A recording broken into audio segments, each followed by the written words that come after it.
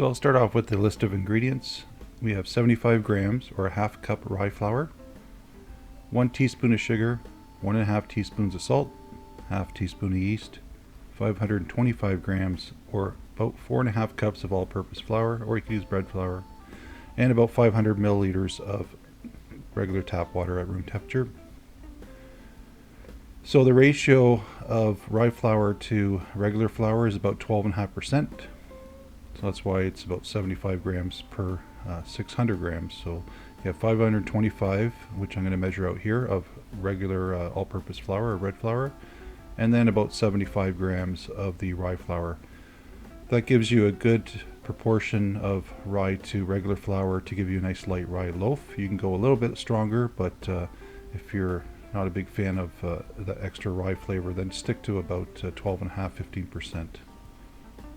Okay, so here I'm adding all the other dry ingredients. I always add the dry ingredients first and mix them up with a regular whisk. So you add your rye flour, your salt, your sugar, and your yeast. We're not adding a lot of yeast because this is a no-knead recipe, so it does its work over time.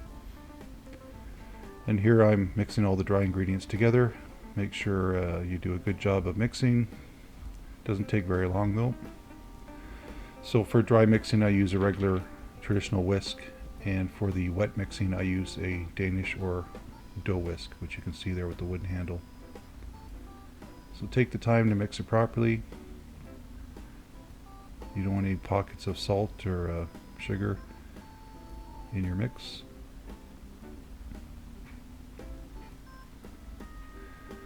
You're going to add your 500 milliliters of water and slowly incorporate from the sides in and get that water mixed in. It literally, all the mixing takes less than 2 minutes, so that's pretty much the most work you're going to be doing for this recipe. Setting it aside and letting it ferment and self-knead is really the key ingredient in this recipe.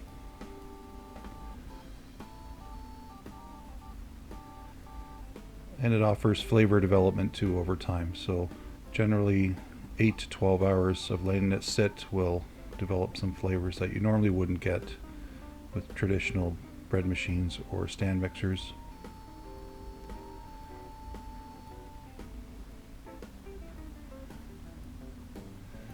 And then I just take the rest of the ingredients down from the sides of the bowl and just make a kind of consistent mound in the middle. You don't have to be fancy, just get everything into the middle and kind of flatten it down, and the yeast will do the rest of the work for you. So just kind of push out any pockets of air. Get roughly into a single mass like this. Now with rye flour, you don't want to buy a lot of it when you do, because the shelf life is a lot less than all-purpose flour. So if you are making rye bread on a regular basis, that's fine, but if you do it once in a while, only buy a small bag, because again, it doesn't last that long. So we're going to set it in a draft-free area of the house for 8 to 12 hours covered, and just let it do its work.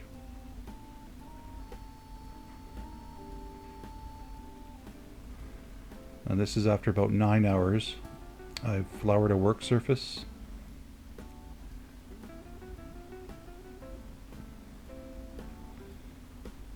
The dough is pretty sticky at this point and hard to work with, so you do want to make sure your work surface is floured before you put it down, or else you're going to have all kinds of trouble.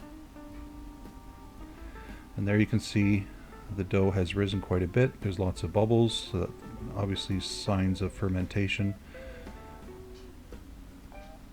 And so this process is basically punching down and getting all the most of the air out, and we're going to do a second rise. You can see the color has changed, a little bit darker. So use a spatula to get it all out.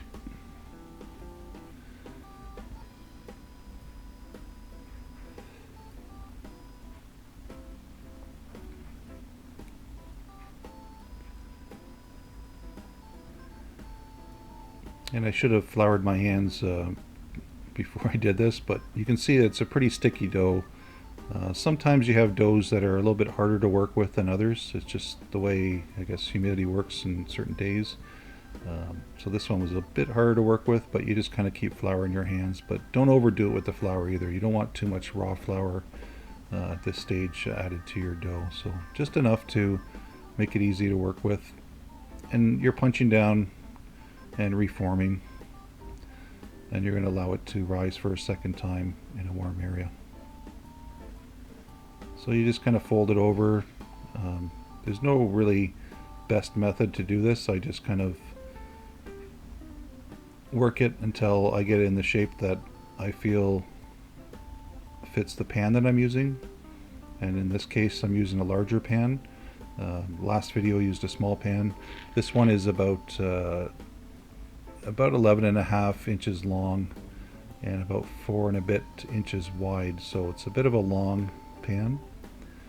So that's why I'm kind of formed it into a longer shape, and it's a fairly large dough.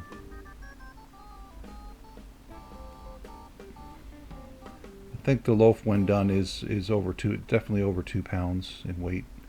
So it's considered, I guess, a large loaf.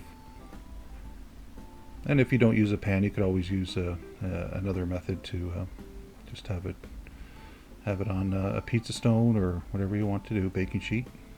But I'm going to use a pan this time, which I've put some anti-sticking cooking spray inside here.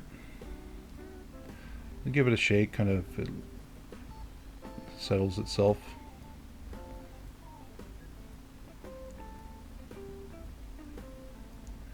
It is a non-stick pan. And then I always cover it with a cling wrap, which I first put over the top of the pan, and then I add a little bit of cooking spray. This one's olive oil based. And then I flip it over.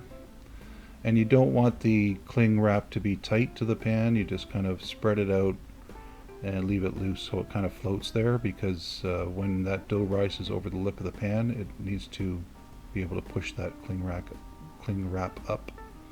So we're going to put it in a warm place for 45 minutes at least, because the rye flour is a little bit heavier than regular flour. It takes a little bit longer to rise for that second rise. So this is after about 45 minutes. Okay, and then you preheat your oven to 350 degrees or 175 Celsius, and you want to bake for 45 minutes.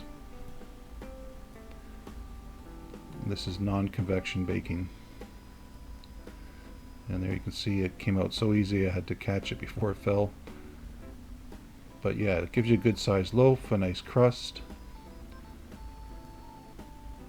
You can adjust your cooking times depending on the crust you want, but I would say at least 40 minutes, if not 45. You can go longer if you want to, just keep an eye on it. And you always check the bottom of your loaf to make sure it's done as well on the bottom. And there you can see there's a nice, full of air pockets, nice and soft, a nice chew.